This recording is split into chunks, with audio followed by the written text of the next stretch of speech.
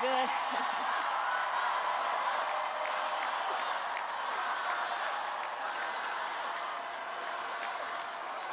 Good afternoon, everyone. Good afternoon. Good afternoon. Good afternoon. Thank you all. Thank you, thank you. Thank you, thank you. So let me say, and I love you back, and I love you back. So let me say, my heart is full today. My heart is full today, full of gratitude for the trust you have placed in me, full of love for our country, and full of resolve. The outcome of this election is not what we wanted, not what we fought for, not what we voted for, but hear me when I say, the light of America's promise will always burn bright. As long as we never give up, and as long as we keep fighting.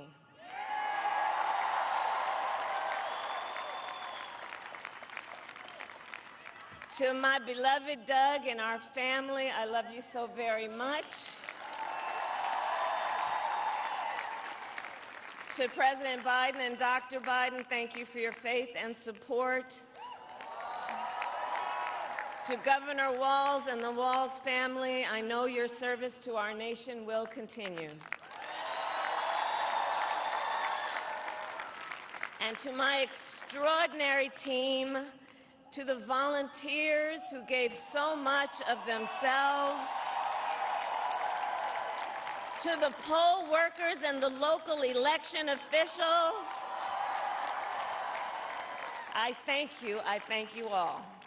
Look, I am so proud of the race we ran, and the way we ran it, over the 107 days of this campaign. We have been intentional about building community and building coalitions, bringing people together from every walk of life and background, united by love of country with enthusiasm and joy in our fight for America's future.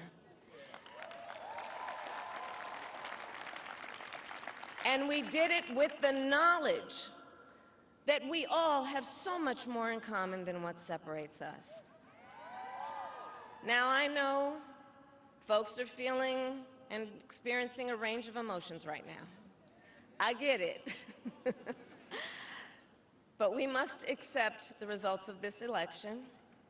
Earlier today, I spoke with President-elect Trump and congratulated him on his victory. I also told him that we will help him and his team with their transition, and that we will engage in a peaceful transfer of power.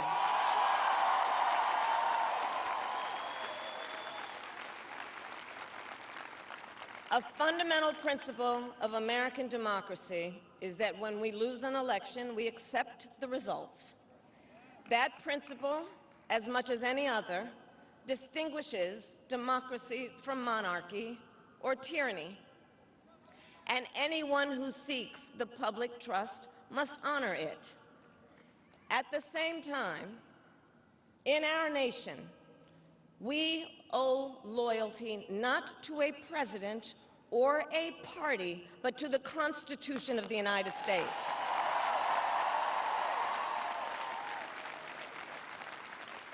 And loyalty to our conscience and to our God. My allegiance to all three is why I am here to say, while I concede this election, I do not concede the fight that fueled this campaign.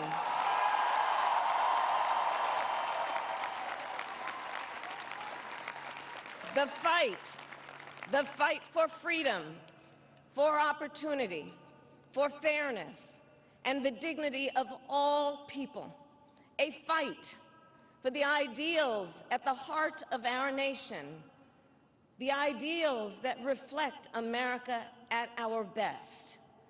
That is a fight I will never give up.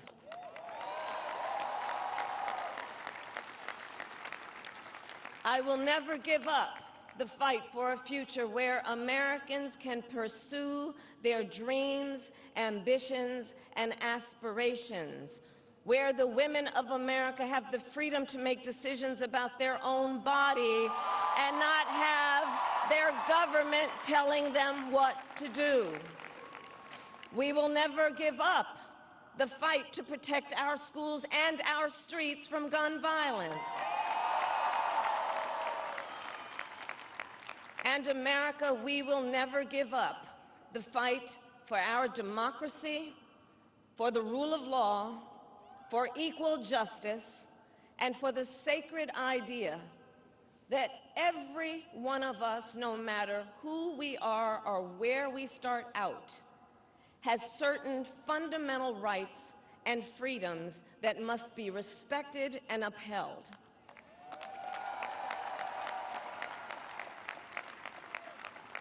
And we will continue to wage this fight in the voting booth, in the courts, and in the public square. And we will also wage it in quieter ways, in how we live our lives, by treating one another with kindness and respect, by looking in the face of a stranger and seeing a neighbor, by always using our strength to lift people up, to fight for the dignity that all people deserve. The fight for our freedom will take hard work, but like I always say, we like hard work. Hard work is good work. Hard work can be joyful work. And the fight for our country is always worth it. It is always worth it.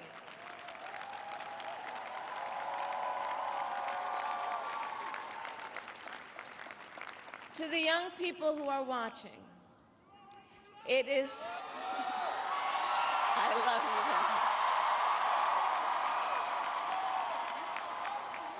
you. To the young people who are watching, it is okay to feel sad and disappointed, but please know it's going to be okay. On the campaign, I would often say, when we fight, we win. But here's the thing. Sometimes the fight takes a while. That doesn't mean we won't win. That doesn't mean we won't win. The important thing is don't ever give up. Don't ever give up. Don't ever stop trying to make the world a better place. You have power. You have power. And don't you ever listen when anyone tells you something is impossible because it has never been done before.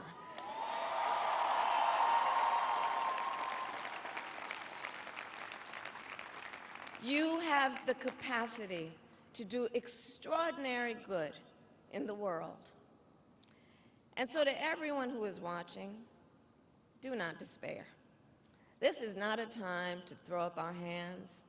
This is a time to roll up our sleeves.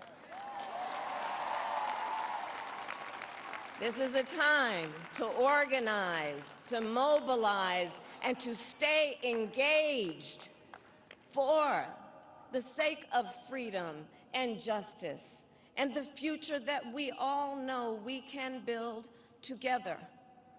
Look, many of you know I started out as a prosecutor, and throughout my career, I saw people at some of the worst times in their lives.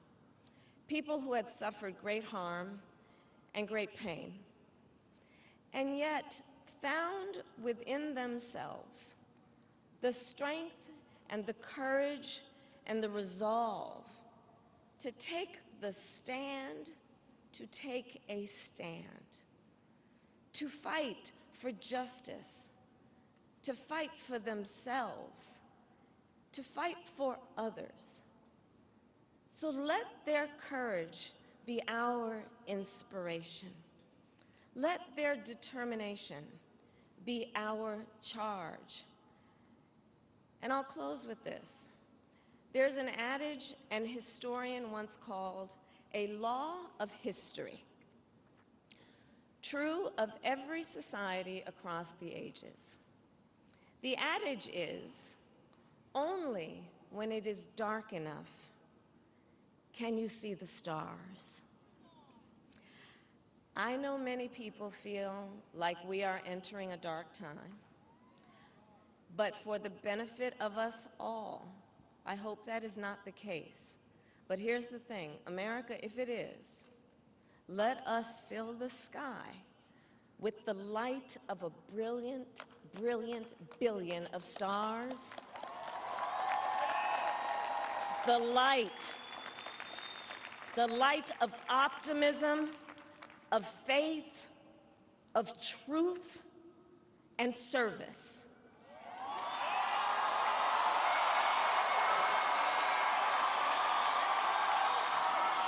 HU. And may that work guide us, even in the face of setbacks, toward the extraordinary promise of the United States of America. I thank you all. May God bless you, and may God bless the United States of America. I thank you all.